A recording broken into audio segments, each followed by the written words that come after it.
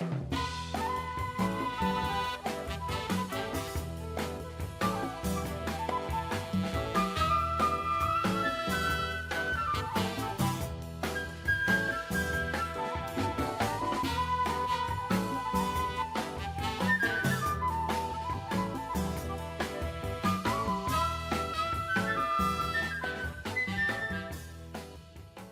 metal, pagi metal, pagi metal. Perkenalkan, aku Kisi Winona dari Teknik Metalurgi dan Material Angkatan 2023 sebagai Badan Pengurus Humas IMET FTUI 2024. Selamat datang di Mahakarya Volume 6. Nah, saat ini aku udah bersama narasumber kita yang keren banget yang saat ini sedang mengikuti program MSIB, yaitu Program Magang dan Studi Independen Bersertifikat.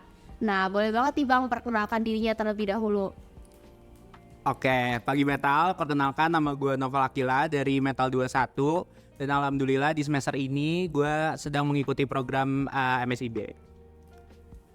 Boleh dijelasin dulu nggak sih Bang sedikit aja tentang program MSIB ini? Oke, sebenarnya program MSIB itu yang gue tahu merupakan program dari Indikbud namanya Kampus Merdeka. Jadi ada websitenya namanya kampusmerdeka.com dan di situ banyak tuh program-program yang dicanangkan oleh Bapak Nadiem Makarim. Itu salah satunya itu ada MSIB, ada juga kampus mengajar, ada ISMA itu juga masuk ke program Kampus Merdeka. Terus ada juga apa lagi ya? Iya udah yang gue tahu itu sih. Mungkin boleh lihat di kampusmerdeka.com kalau mau lebih lengkapnya. Itu jadi itu tuh program inovasi lah ya dari Bapak Nadiem Makarim untuk kita mahasiswa-mahasiswa tuh nggak cuma belajar secara akademis di kelas aja. Jadi kita bisa explore ke berbagai macam ilmu lewat studi independen. Itu kita bisa belajar macam-macam ilmu kayak machine learning dan segala macam. Kita juga bisa explore ilmu kita secara praktikal itu lewat si magang bersertifikat ini kayak gitu. Jadi mungkin itu sih magang bersertifikat. Tapi kayak dasar terbentuknya si magang ini mungkin yang gue lihat dari keresahan-keresahan kita sebagai mahasiswa. Kan sering banget nih kita ikut-ikut magang tapi kontraknya atau alur magangnya itu nggak jelas. Kayak misalnya kita ikut magang tapi kontraknya cuma secara lisan aja, nggak secara tertulis. Itu gue sendiri pernah ngalamin sih waktu itu ikut magang di satu perusahaan yang emang bukan perusahaan gede, cuman dia kayak kontraknya tuh secara ngomong doang kayak lu magang di sini 3 bulan, tapi pas gue jalan 1 bulan setengah itu tahu-tahu ada PHK massal gitu. Jadi ya itu sih mungkin salah satu pertimbangan Bapak Nadiem Makarim ngebuat program ini tuh biar ada platform yang ngefasilitasin mahasiswa-mahasiswa tuh magangnya jelas, terstruktur dan aman. Jadi kita tuh ngerasa secure di perusahaan tersebut kayak gitu. Ada biaya bantuan biaya hidupnya, kayak istilahnya gajinya kayak sama rata lah ya semuanya. Itu sama-sama digaji sama rata dari Kemendikbud langsung, nggak dari perusahaannya. Ada beberapa juga perusahaan yang ngasih biaya tambahan tapi kayak ada minimumnya itu berapa itu jelas. Terus juga bisa konversi SKS juga kan. Terus sama nanti di akhir bakalan ada sertifikatnya, jadi benar-benar jelas dan aman lah gitu. Oh berarti program MSIB ini program yang useful banget ya Bang buat mahasiswa. Nah kalau dari Abang sendiri, Abang tuh tahu program ini dari mana sih Bang? Dan kalau Abang persiapannya apa yang Abang lakukan sebelum ikut program ini? Jujur tahu program ini dari TikTok sih. Kayak gue lagi scroll TikTok aja di FYP gue itu banyak banget kayak program MSIB batch 6 itu kayak tips and tricksnya dan segala macam itu kan lewat mulu kan. Awalnya kayak gue lewat aja karena mikir kayak semester ini kayak gue belum bisa deh. Terus pas gue lihat SKS gue lagi kayak SKS gue cuma 14 SKS wajib sama 2 SKS KP, jadi kayaknya masih ada sisa buat gue bisa taruh MSIB nih. Terus pas gue nanya lagi ke senior-senior yang udah pernah magang, tuh waktu itu gue nanya ke Nikita Indira Metal 20, itu dia magang di Blibli juga kan, dan itu secara online magangnya, kayak seminggu online, ada 1 hari offline, jadi seminggu sekali WFO-nya. Itu gue pikir masih aman lah ya buat jangkau di semester ini. Di Kaniki tuh gue dapat kayak di Blibli ini masih fleksibel lah untuk WFO-nya, jadi nggak yang tiap hari harus WFO ke kantor. Jadi kan gue masih bisa ikut kelas dan segala macam kan. Nah jadi gue beraniin waktu itu ngajak temen gue juga, ada satu temen gue, kita daftar yuk, coba-coba aja gitu kan, iseng-iseng doang awalnya, nggak yang serius banget mau daftar dan emang di plan semester 6 mau MSIB tuh enggak, iseng-iseng doang. Tujuan awalnya gue daftar sebenarnya pengen nyari kerjaan yang emang di luar metal dan juga di luar desain sebenarnya. Kayak gue kan di organisasi desain dulu, terus kayak pengen nyoba juga nih kerjaan-kerjaan di luar metal tuh sebenarnya ada yang berpotensi nggak sih buat nantinya jadi backup plan gue pas ke kampus nanti kayak gitu kan. Nah awalnya gue ngincer sih kayak business development ataupun kerjaan-kerjaan yang emang base-nya tuh data analis gitu loh, yang emang masih dapat tekniknya tapi nggak yang metalurgi banget. Gue mikir kayak gitu. Tapi pas gue daftar itu tuh gue daftar Blibli di 2 program, ada yang komersial sama operation. Yang di komersial itu gue daftar sosial media, terus akhirnya gue juga daftar graphic design karena gue mikirnya ya udah nih sayang juga ada potensi di gue tapi nggak gue masukin, karena gue juga mikirnya cadangan lah buat nanti kalau misalnya nggak lulus di yang lain kayak gitu. Ya di situ ada sosial media, graphic design, terus di operation tuh gue daftar customer life cycle sama business development. Dan ada 2 lagi tapi gue lupa. Kayak gitu-gitu. Jadi awalnya sih emang coba-coba doang sih, nggak yang niat banget dari awal pengen nyiapin buat MSIB gitu. Berarti keren banget ya Bang, coba-coba tapi bisa lolos. Terus kalau dari pengalaman Abang, gimana sih seleksi di MSIB ini dan kira-kira syarat tertentunya apa Bang? Untuk seleksinya sendiri mungkin step pertama yang dilakuin itu kalian ngurus rekomendasi dulu, surat rekomendasi ke bikin akun dulu. Jadi yang tadi gue bilang ada websitenya kampusperdeka.com. Kalian bikin akun di kampusperdeka.com, itu nanti isi data diri, KTP dan segala macam itu disettlein dulu. Udah settle, ngurus surat rekomendasi, terus surat rekomendasi ke kampus, terus nanti ke DEP dulu, ngurus surat rekomendasi ke DEP dulu. Nanti di DEP udah ACC ke PA dan segala macam, langsung ke UI, ada namanya Cil UI. Kalian kalau misalnya mau cari magang-magang atau studi independen lainnya, itu kalian harus follow Cil UI, itu berguna banget buat informasi-informasi di UI. Nah dari Cil UI nanti dia merekomendasikan ke kampus Merdeka langsung, nanti jadi di webnya langsung ada status rekomendasinya tercentang. Udah dari situ kalian baru ngurus kayak siapin CV, terus siapin portofolio, kalau perlu siapin juga transkrip nilai, terus rekeningnya harus bank mandiri, jadi dari awal harusnya udah buat bank mandiri kayak gitu. Terus udah sih itu aja. Habis itu baru kalian pilih-pilih mitra. Jadi kalau bisa sebelum mitranya keluar itu kalian udah ngelis dulu nih mitra-mitra apa aja. Mitra tuh perusahaan ya, maksudnya perusahaan yang bermitra sama MSIB. Itu kalian list dulu mitra-mitra apa aja yang pengen kalian tuju atau pengen kalian daftar. Terus nanti posisi-posisinya tuh apa aja, itu kalau bisa kalian list dulu. Dan itu tuh kalau di TikTok ada rumusnya gitu, kayak misalnya itu kan limitnya 22 perusahaan ya, 22 posisi. Itu biasanya ada rumusnya kayak misalnya 7 perusahaan yang kalian pengen, 5 yang kalian pengen tapi peminatnya dikit, sama misalnya sisanya cadangan gitu yang kayak peminatnya kurang, kayak gitu sih. Pertanyaan selanjutnya nih, sebenarnya tadi Bang Novel udah jawab sedikit, cuman aku masih penasaran. Ada nggak sih Bang hal utama yang bikin Abang tertarik untuk magang di perusahaan yang bukan core competence kita? Dan magangnya ini bisa nggak Bang untuk ditransfer SKS? Oke, hal yang gue tertarik itu sih mungkin lebih ke pengen dapetin pengalaman kerja di korporasi aja. Karena kemarin magang gue kan juga bukan di yang korporat banget. Ini pengen coba di perusahaan yang lumayan gede lah ya, coba gimana sih pengalaman kerja di situ, seprofesional apa, dan kayak pengen ngerasain kalau bisa kerja di organisasi kan pasti beda ya kerja sama di perusahaan yang beneran profitable gitu loh. Jadi ya itu sih pengen ngerasain pengalaman kerja profesional, terus juga mungkin relasi-relasinya, karena di MSIB ini benar-benar relasinya tuh kebangun banget lah, ketemu sama orang-orang dari berbagai jurusan, berbagai universitas di Indonesia kayak gitu.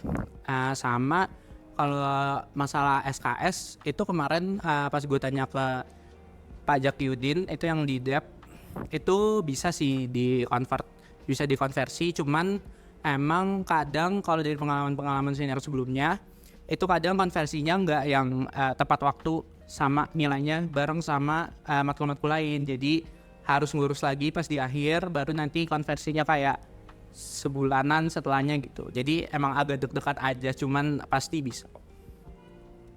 Tadi kan kita udah bahas nih tentang garis besar soal program MSIB-nya. Nah sekarang aku mau nanya lebih ke kehidupan magangnya nih Bang.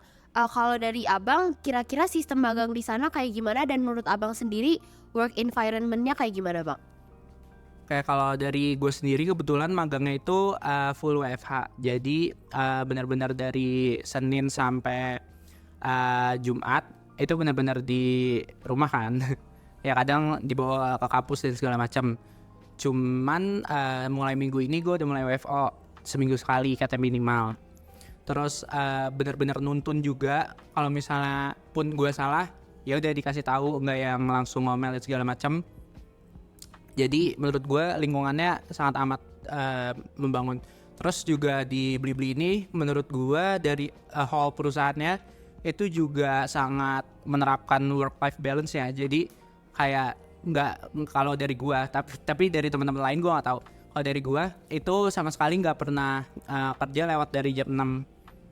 Bahkan waktu itu gue sempat submit desain di jam 9, itu malah diomelin karena ngapain jam segini masih kerja gitu kan. Jadi menurut gue masih work life balance banget, dan mereka benar-benar merhatiin kesehatan mental dari karyawan-karyawannya juga. Kalau dari cerita Bang Nova kan berarti sebenarnya environment kerjanya oke banget kan Bang. Dan sebenarnya kerjaan ini juga desain tuh udah sesuatu yang biasa Abang pegang. Tapi kalau dari Abang sendiri ada nggak sih culture shocknya, atau nggak gimana cara Abang adaptasi di awal-awal? Culture shocknya mungkin nggak biasa kerja sama orang-orang yang lebih tua dari kita ya. Maksudnya kayak ya gap umurnya lumayan jauh kan. Kayak gue 20, mereka udah 30, 35an. Jadi mungkin ya harus terbiasa, harus kayak memposisikan diri kita aja sih, kayak ya udah yang sopan, kalau misalnya ketemu sama orangnya atau lagi ngobrol tuh yang sopan, pakai bahasa-bahasa yang nggak terlalu nyeleneh lah, ya nggak terlalu Gen Z, ya gitu sih, menyesuaikan diri aja, terutama di tutur kata. Terus juga kayak mungkin ini juga kayak kemarin gue sempat WFO juga kan, itu baru pertama kali ngerasain kereta jam 5 pagi, itu benar-benar kayak enggak sih jam 6, maksudnya jam 6 jam 7 itu lautan manusia, dempet-dempetan, paha ketemu paha. Itu benar kayak mepet banget, dan itu baru gue rasain pas kerja di sini sih. Jadi kayak ngerasain padatnya Jakarta, hiruk pikuknya. Kayak bahkan di stasiun Manggarai itu pas gue transit, itu orang bener-bener jalan tuh kayak jalan lambat. Gue berasa di dunia robot gitu. Itu sih kayak pengalaman yang baru gue dapetin di Blibli. Berarti kan saat ini Abang nih magang tapi kuliahnya kan jalan juga kan Bang. Nah gimana workload pekerjaan dari magangnya, dan gimana sih cara Abang balancingnya sama kehidupan kuliah? Buat workloadnya sebenarnya masih wajar-wajar aja sih. Cuman kadang emang kalau misalnya lagi peak moment, karena gue kerja di e-commerce kan pasti ada peak moment kayak double dates tuh kayak 11, 22, 33. Itu di hari-hari itu requestan desain lagi banyak-banyaknya, dan itu mungkin jadi hari-hari padat gue ngedesain lah, jadi kerjaannya lebih banyak kan. Atau kayak big payday yang tanggal 25, atau mungkin kayak event-event yang misalnya kemarin ada Beauty Fest Asia yang kayak gitu-gitu, itu banyak requestan yang buat poster offline dan segala macem, itu lagi gila-gilanya deh kerjaannya. Cuman kalau misalnya lagi hari biasa ya santai aja. Kayak bahkan kalau misalnya gue lagi kelas pun gue selalu izin gitu, Kak aku kelas di jam 1 sampai jam 3, izin ya, kayak gitu. Yang penting sebenarnya dari kita komunikasi aja. Oh ya, oke, mungkin cara balancingnya juga dari tadi kan gue kerja udah jelas gitu katanya 9 to 5. Jadi dari 9 to 5 ya udah gue kerja, di malamnya baru ngerjain tugas-tugas kuliah ataupun tugas-tugas kepanitiaan yang gue jalani sekarang kayak gitu. Jadi ada porsinya lah, udah jelas time blockingnya gitu. Nah, sekarang kita udah sampai di pertanyaan terakhir. Aku mau nanya ke Bang Noval. Berarti so far kalau menurut Abang, seberapa sih pengaruhnya pengalaman magang ini terhadap pertambahan relasi dan ilmu? Dan kalau bisa Abang simpulin, berarti magang yang Abang ambil sekarang ini worth it atau enggak? Oke, jujur sangat berpengaruh ya. Maksudnya gue walaupun ini di luar dari plan awal gue yang tadi gue bilang pengen kerjaan lain selain desain dan korkom, ini sangat jadi ya bisa dibilang worth it banget lah, karena gue selain dapat ilmu-ilmu desain yang mungkin berkembang di gue. Misalnya kayak tadinya tuh gue desain desain sosmed dan segala macam, sekarang tuh gue desain di website kan yang kayak product layout dan segala macam. Itu jadi pengalaman yang baru buat gue di bidang desain. Terus juga kemarin di Blibli itu ada training tentang self development. Nah, ini menurut gue salah satu feedback dari program ini yang sangat impactful di gue, karena di self development itu gue bener-bener di ombang-ambing pola pikir gue yang tadinya gue nggak kepikiran ke arah sana, sampai kayak oh iya ternyata hal kayak gini tuh penting juga ya. Kemarin tuh self developmentnya bahas bukunya Stephen Covey, Seven Habits of Effective People. Kalau nggak salah itu sih judulnya. Ya itu benar-benar bahas 7 habit yang ada di kehidupan kita sehari-hari, yang mungkin dari kita sendiri tuh kita nggak sadar gitu loh kalau hal-hal kayak gitu tuh penting. Jadi mungkin kalian kalau misalnya butuh buku bacaan, boleh banget dibaca si 7 Habit of Effective People, Highly Effective People kalau nggak salah. Kayak gitu. Terus tadi pengalaman kerja profesional beneran gue dapetin banget, karena di sini lo bener-bener nggak bisa tuh kerja sesuai mood. Mungkin kalau bisa di organisasi sekarang kayak ada yang matil karena lagi nggak mood nih, lagi nggak mood kerjain, udahlah gue hilang. Nggak bisa lo kalau kayak gitu di kerjaan, bisa ya udah diomelin bos ataupun bisa potong gaji dan segala macam kan. Jadi itu profesional banget. Terus juga terstruktur gitu loh, rapi. Kalau di desain itu gue pakainya aplikasi Trello namanya. Itu kayak aplikasi organizer gitu, kayak Notion lah ya. Cuman ini lebih rapi dan lebih enak dilihat kalau menurut gue, karena di situ kerjaannya tuh tersusun rapi gitu loh. Dan aktivitas yang lo lakuin di situ tuh notifnya langsung masuk ke HP lo. Dan itu beneran ngubah cara gue kerja banget deh, jadi lebih sistematis lah istilahnya. Kayak gitu sih Trello. Terus apa lagi ya, deh sih paling relasi-relasi yang gue dapetin juga, kayak ketemu orang-orang yang keren, orang-orang yang ngebuat gue termotivasi lah ya untuk jadi lebih baik lagi kayak gitu. Makasih banget nih untuk Bang Noval udah ngejawab pertanyaan aku dari tadi. Nah, sebelum kita menyelesaikan sesi wawancara hari ini, aku mau ngajak Bang Noval untuk main games nih. Abang mau nggak?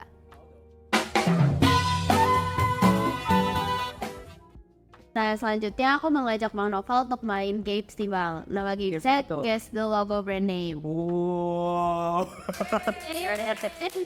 Jadi kita mulai ya Bang. Jadi nanti aku bakal nunjukin gambar logo dari brand, Abang tebak. Dan ini sih ya agak random sih Bang, jadi Abang langsung tebak. Oke. Gambar pertama. Dari mana tuh Bang? Brand apa tuh? Lacoste. Betul. Next. Selanjutnya. Ini jamnya Gaita ini. Rolex. Jam orang ada ya Bang? Jam orang ada. Yeay, lanjut. Ini apa nih Bang? Makanan. Yang ada odengnya itu nggak sih? Betul. Lawson. Betul. Next. Aduh, ini apaan? Shampoo. Oh, shampoo Sunsilk. Betul. Nah ini juga shampoo sih, ada sabunnya juga. Nama burung. Daf. Oh, gue make Daf. Oh iya, oke banget. Nah ini gampang sih, ini sabun. Gampang banget ya. Gue mikir dulu deh, orang mikir. Lifebuoy. Tuh. Nah ini di Legend sih. Kayak pernah lihat gitu. Bangol. Tuh.